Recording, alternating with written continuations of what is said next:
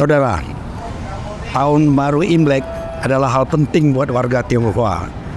Dan pada kali ini tahun baru Imlek 2575 jatuh pada tanggal 10 Februari 2024. Dan bersama saya sudah ada Ketua Paguyuban Sosial Marga Tionghoa Kepulauan Riau, Bapak Randitan. Apa kabar Pak Randi?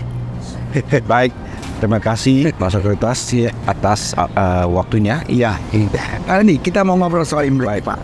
Bisa Bapak ceritakan seperti apa tradisi dalam merayakan Imlek buat warga Tionghoa? Baik, saya rasa Imlek adalah satu perayaan yang sangat penting buat warga Tionghoa. Ini pertama-tama saya ambil kesempatan ini untuk ucapin semua warga Tionghoa, ya. Saya izin dalam bahasa Mandarin ya. Ya, silakan Pak.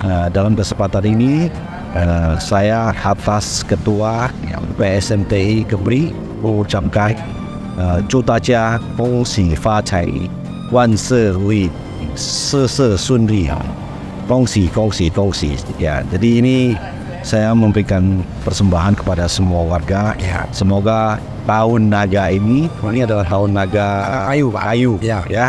Semoga tahun ini akan membuat berkah buat warga kita dan damai, kesejahteraan, kedamaian. Nah, ini tahun naga ini tahun yang penuh dengan challenge, Pak.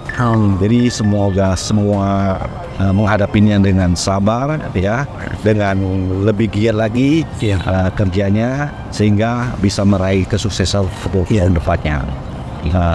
Baik, ini tradisi Imlek menurut kami adalah kami sangat bahagia dalam kesempatan ini bisa sharing acara Imlek yang akan kita rayakan. Ini adalah malam penyambutan perayaan Imlek. Jadi malam ini seperti yang kita lihat teman-teman kita terutama warga Buddhis telah menyiapkan dupa-dupa untuk persiapan untuk ritual malam ini. Karena malam ini adalah malam perayaan ya, dan udah jam 12 itu adalah malam perayaan. Ya.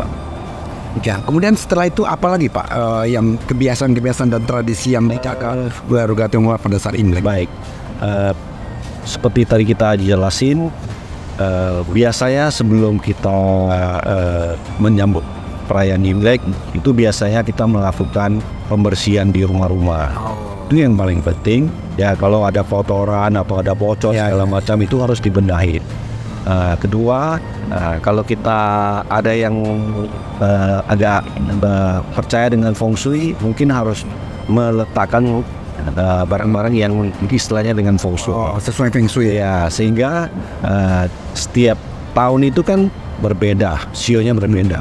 Jadi kita harus mengadaptasi. Tahun ini setiap sio itu berbeda. Berbeda. Jadi kita mungkin aja harus mengetahui kelemahan dan kelebihan pada saat setiap tahun. Karena kita ada 12 sio. Iya. Ya kan? 12 sio dan ada 4 elemen. Ya kan? Air, api, tanah, angin, kayu ya. Jadi ada 4 elemen. Jadi memang ini agak kompleks ya. Nah, jadi seperti yang tadi kita jelasin, setelah kita persiapan rumah segala macam, nah malam ini adalah malam yang sangat penting bagi kita karena kita mempersiapkan namanya reunion dinner. Makan bersama keluarga besar. Jadi biasanya ya sebagian yang orang memilih makan di rumah atau juga makan di restoran. Nah, ini sangat-sangat penting karena semua keluarga yang berada dimanapun biasanya kembali kumpul dan bersama-sama ngumpul. Nah, kalau kita biasa makan ya pasti orang Tionghoa ya harus punya dalam menu-menu yang ada misalnya harus ada ikan, salah satu yang penting, daging, segala macam, mie, keranjang, kue keranjang. Nah, itu punya arti-arti semuanya. Ya, terutama kalau kita ngomong ikan itu merepresent abundant, maksudnya sesuatu yang rezekinya banyak. Iya. Nah, jadi nggak habis-habis. Nah, itu. Mau ngomong soal ikan Pak Randy, Iya. agak unik sebenarnya Kepulauan Riau dan Singapura ternyata juga dari sebagian Malaysia itu ada ikan dingkis gitu. Fikir. Kenapa Iya. ikan dingkis ini jadi semacam simbol keberuntungan bagi warga? Ikan dingkis ini memang untuk Kepri itu hanya, setahu saya hanya ada di Kepulauan Riau. Jadi ini agak unik, dan mau percaya atau enggak, ikan Inggris ini hanya bertelur Iya, Imlek. pada saat Imlek. Nah, gimana pun kondisinya, dan selalu pada saat mendekati Imlek atau saat Imlek itu selalu bertelur. Iya. Nah, jadi kita dari situ kita bisa menyimpulkan, karena kita juga harus memakan ikan sebagai salah satu makanan yang paling penting. Nah, jadi dengan ikan dingkis itu bertelur, itu namanya kita juga katanya ikan paijia, ikan yang datang untuk membawa rezeki pada saat Imlek. Iya. Ini makanya kadang-kadang ada yang ngomong ini ikan Imlek. Iya kan? Ya kan, seperti itu. Jadi ini memang sangat-sangat spesial. Iya. Apalagi dengan semua orang mencoba makan ikan itu sehingga mempunyai rezeki kan. Iya. Dan juga memang kondisinya dengan bertelur itu momennya memang bisa Iya. tidak ada lagi ikan ini akan bertelur pada waktu-waktu yang lain. Nah, ini juga melambangkan keberuntungan sebenarnya. Iya, pasti. Iya, ini udah pasti. Saya Ya. tahu satu pepatah Tionghoa Pak. Ini. Oke, Tait, konsultansi. Jadi keberuntungan itu nomor 1 dan kepintaran itu nomor 2. Benar ya Pak? Hoki tuh nah, ini mungkin sedikit subjektif Ya. ya. Ada orang yang nasibnya mungkin berbeda-beda. Iya. Tapi menurut kita, saya rasa nasib itu satu. Iya. Tapi etika kita, moral kita, karakter kita itu yang harus dibangun untuk mendapat sukses. Iya. Ya, saya rasa hoki itu kalau memang dijatakan hoki, tapi kalau tidak berusaha, saya rasa juga tidak akan. Ini adalah satu komplimen yang harus dilengkapin, saling melengkapin. Ya. Ngomong-ngomong Pak Reni, ini kenapa tahun ini nggak ada perayaan Imlek? Baik, seperti yang kita tahu bahwa kita ini udah tanggal 9 ya. Iya.